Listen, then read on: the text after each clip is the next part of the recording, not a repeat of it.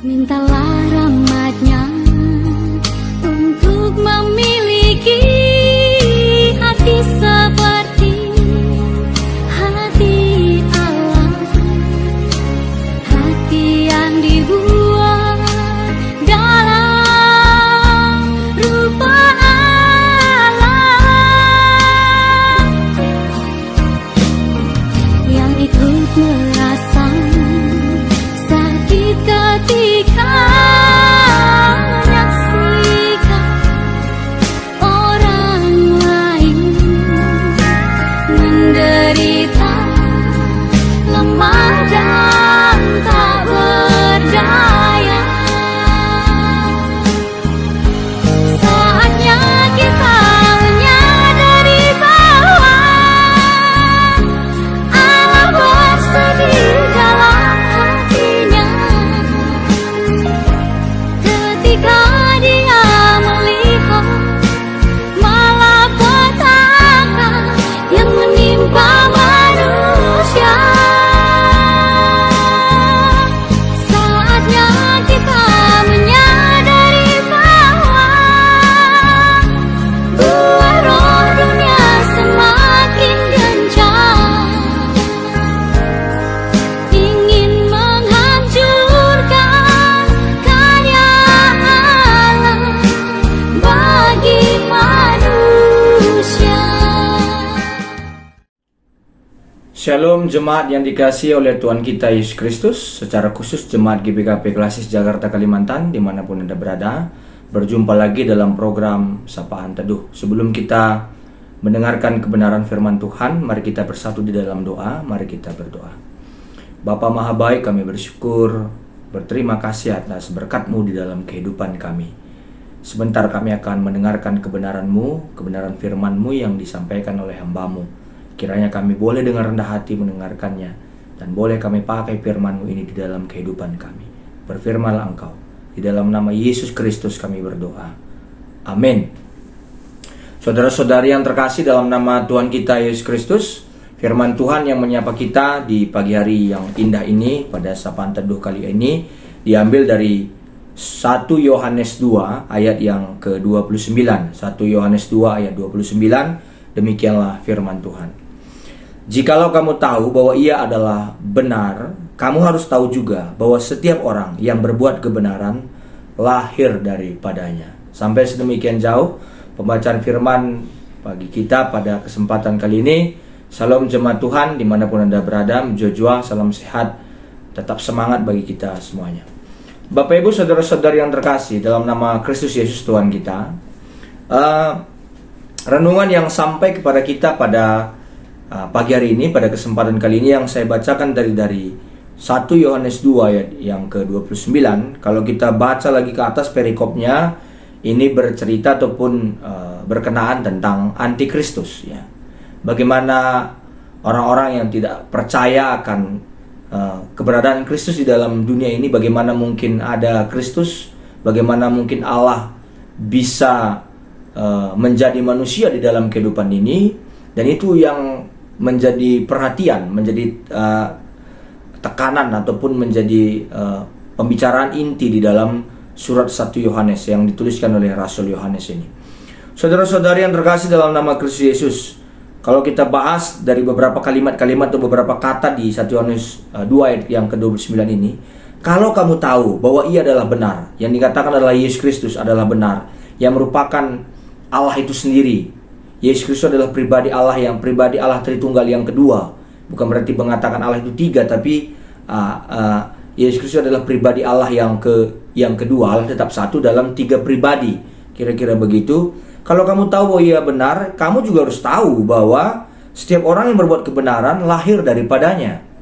Lahir daripadanya berarti lahir dari Allah itu sendiri, begitu. Lahir dari Allah Bapa itu sendiri. Jadi sederhananya begini ya, intinya begini, supaya nggak berat-berat sekali renungan di pagi hari ini, supaya kita baru bangun masih muka bantal atau apa segala macam. Ini kok udah disampaikan perintah melihara, renungan yang berat sih, kita pikir begitu ya, bukan begitu. Artinya begini, selama kita hidup di dalam kebenaran, selama kita menjalankan apa yang dikehendaki Tuhan, apa yang disukai Tuhan, apa yang diinginkan Tuhan, dan apa yang dimaksudkan oleh Tuhan di dalam kehidupan ini, maka kita mengikuti jejak-jejak Kristus selama kita hidup di dunia ini. Begitu. Jadi kalau kita tahu apa pekerjaan Kristus selama masih dia hidup di dunia ini, dan pernah dia hidup di dunia ini, kita tahu apa pekerjaannya, dia menderita bagi kita, dia mau menebus kita, dia mau memberikan kemuliaan bagi kita, dia memberikan keselamatan, penyempurnaan bagi kita. Maka ketika kita menjalankan apa yang sudah dikerjakan, sudah dijalankan oleh Kristus itu sendiri, yang sudah dilakukan oleh Kristus itu sendiri, maka kita pun hidup di dalam kebenaran Kristus itu. Kira-kira begitu. Jadi selama orang tidak menghidupi apa yang dijalankan oleh Kristus selama dia hidup di dunia ini, maka dia bisa dikatakan sebagai antikristus, antichrist. Antikristus lah saya katakan begitu di dalam perjalanan hidupnya. Jadi antikristus ini tidak dikatakan bahwa dia itu iblis ya, tapi iblis yang memakai manusia. Ya tentu saja ketika kita tidak percaya akan karya Allah di dalam Kristus, maka kita sudah dikatakan antek-anteknya iblis begitu. Kita sudah dikatakan sebagai anggotanya kerajaan iblis. Yang ini harus diberikan pemahaman bagi kita.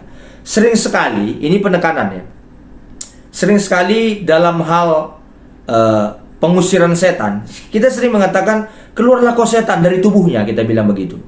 Ya tentu setannya keluar, tapi apakah setan yang keluar itu dibarengi dengan keluarnya setan yang ada amarah, dengki, iri, dan benci, kira-kira begitu.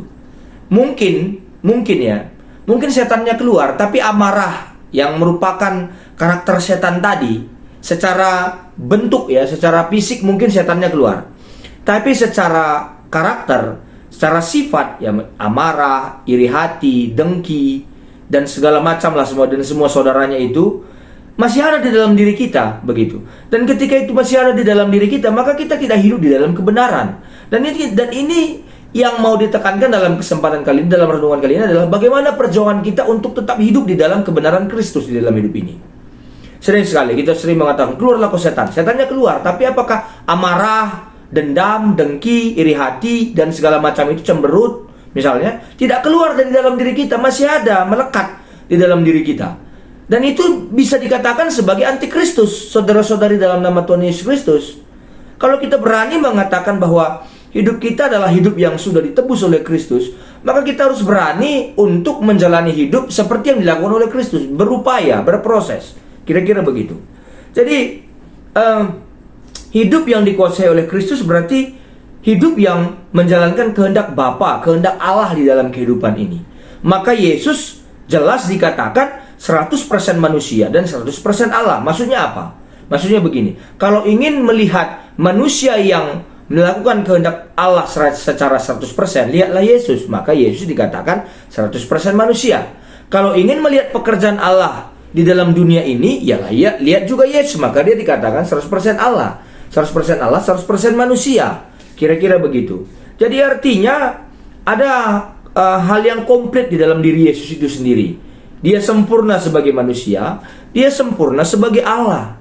Dan untuk itu, ketika kita menolak apa yang dikerjakan Kristus, kita menolak apa yang dikerjakan oleh Allah di dalam diri Kristus di dalam kehidupan ini.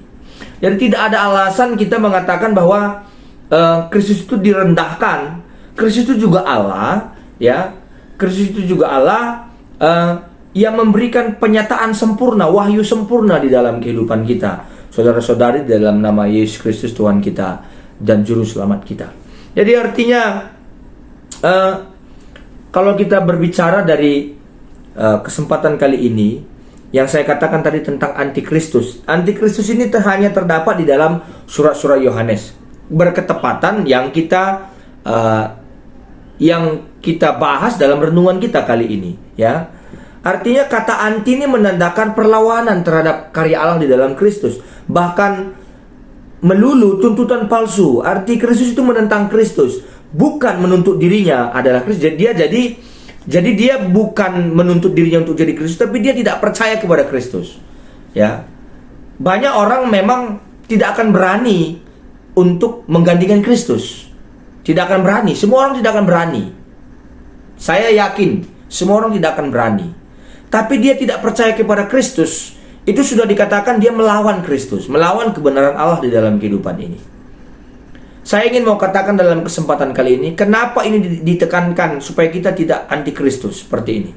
Kristus sudah jelas menjadi hal yang final. Final maksudnya menjadi juru selamat bagi kita semuanya. Saya tetap sampai sekarang bukan karena saya menjadi pendeta mengatakan bahwa Kristus adalah juru selamat, jalan keselamatan kepada Allah, ya, jalan keselamatan kepada Allah. Tapi bukan berarti saya harus memaksa orang ataupun menekan orang untuk percaya kepada Kristus. Saya hanya memberitakan Kristus ini begini. Kalau orang mau percaya terserah. Kalau dia percaya ya saya mengucap syukur, tidak pun dia percaya saya mengucap syukur juga. Yang penting saya sudah paham siapa Kristus dan saya beritakan siapa Kristus itu sebenarnya di dalam kehidupan ini.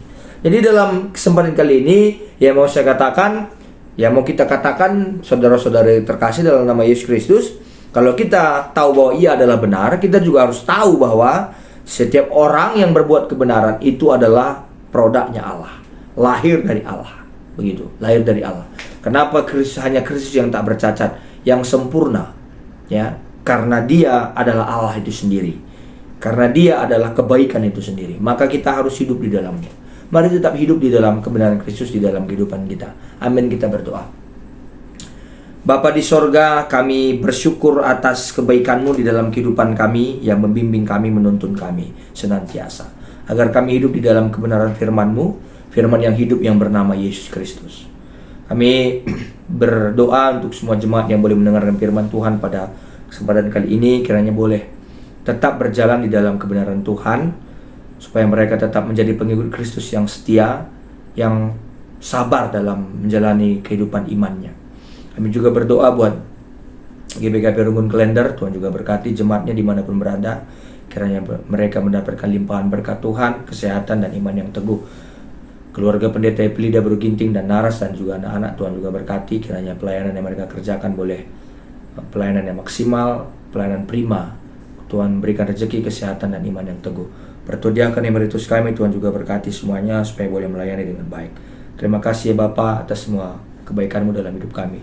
Inilah doa dan permohonan kami yang kami panjatkan dalam satu nama yang indah, Tuhan kami Yesus Kristus, yang telah mengajari kita untuk mengucapkan doa Bapa kami. Mari kita ucapkan bersama-sama. Bapa kami yang di sorga, dikuduskanlah nama-Mu, datanglah kerajaan-Mu, jadilah kehendak-Mu di bumi seperti di sorga.